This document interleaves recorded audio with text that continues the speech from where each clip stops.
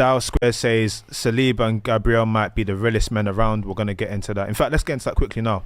We spoke about A and B partnerships, but I feel like, I feel like you can have your A and have your B, but Gabriel deserves respect now, man. Like, we've been giving him flowers here for a while, but I think you just have to, it doesn't have to be Saliba and then Gabriel. Just give Gabriel his respect. That guy's a defender. That guy means business. That guy scored the most goals for centre half since 2020 in the top 5 leagues.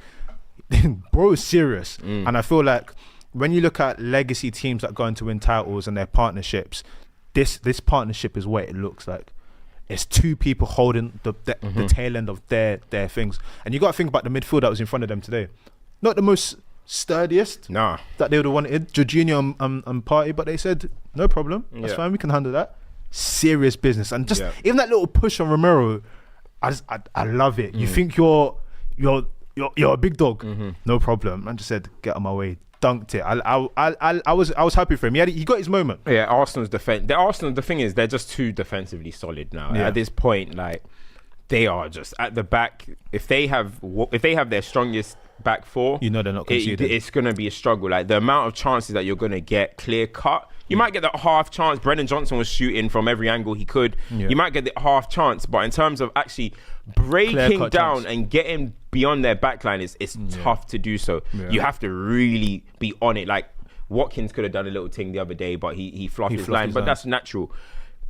Breaking down Arsenal is too difficult at the moment. That's why even if they go to the Etihad, I do think City will win, but when you have that defense allow Arsenal's midfield and attack to, you're gonna have you might have a meaty night. You look at Saka, didn't have the greatest game. Martinelli, you look at Jorginho, all these. You guys might not have the greatest game, but if you have that back four, you're halfway there. They carry it because you're carrying for them, and including Raya as well. Because even you could see today, without that midfield, it's kind of, we should have overran the midfield and just kind of draw them out, if you like.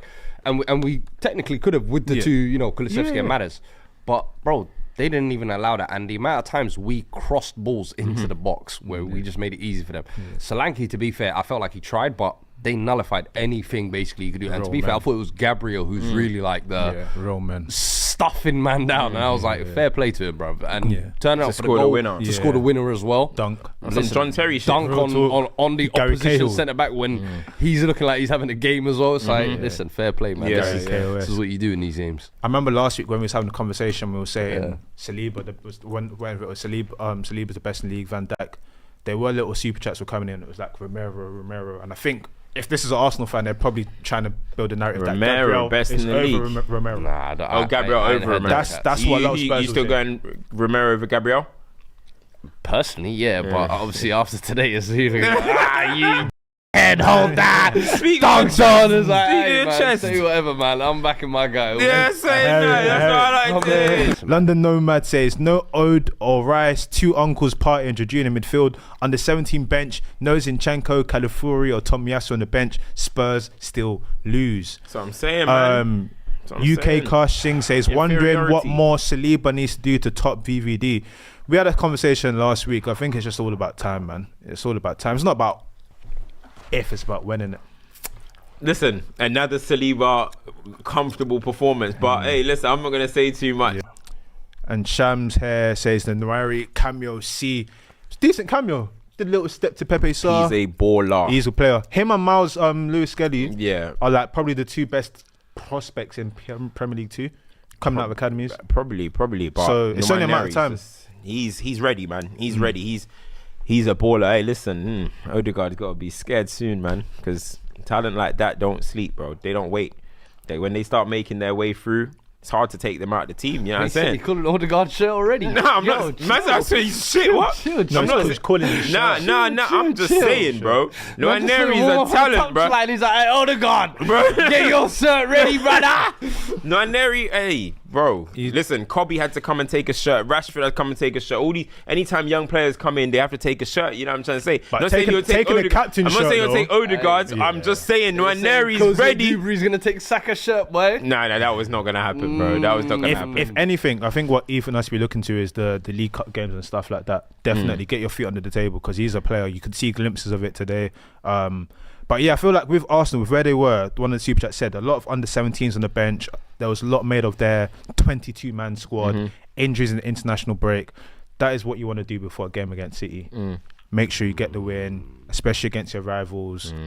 Now you've got a big task ahead.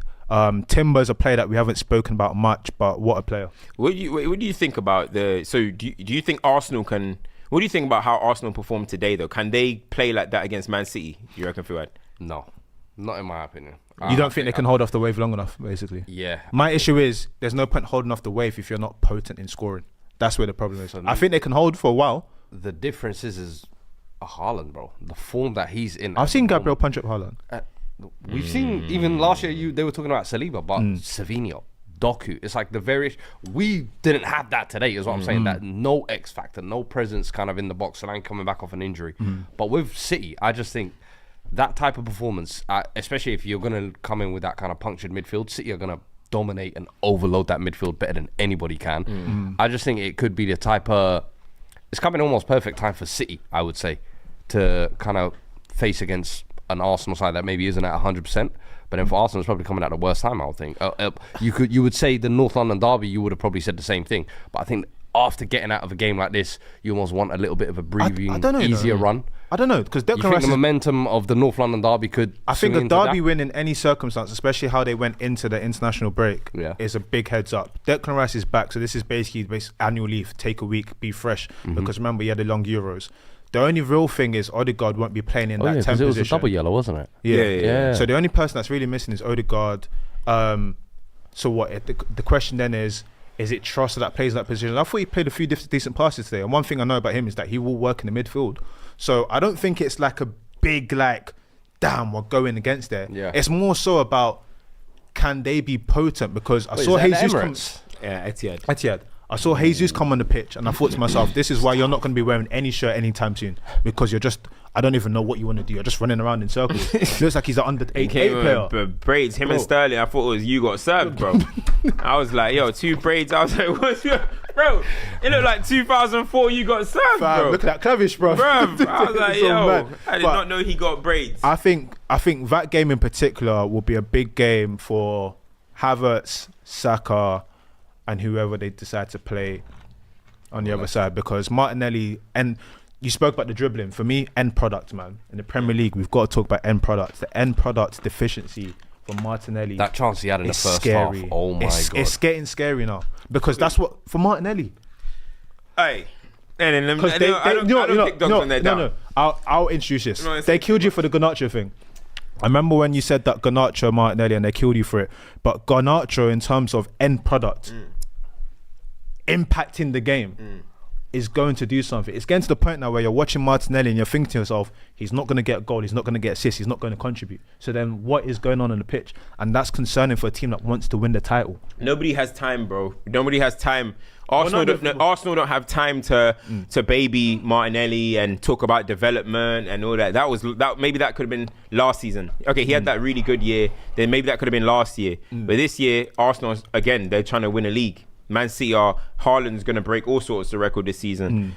It's going to be very quick for Sterling to take that position. It's not going to be long. You know what I mean? They don't have time for that. I'm sorry, come off the bench and make an impact. It's something.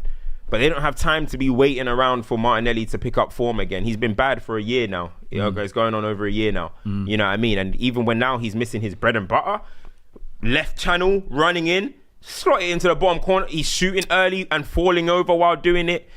I mean, listen, if I'm an Arsenal fan and we're trying to be serious out here, bro, get Sterling in immediately. Immediately. You know, I think the City game will be interesting.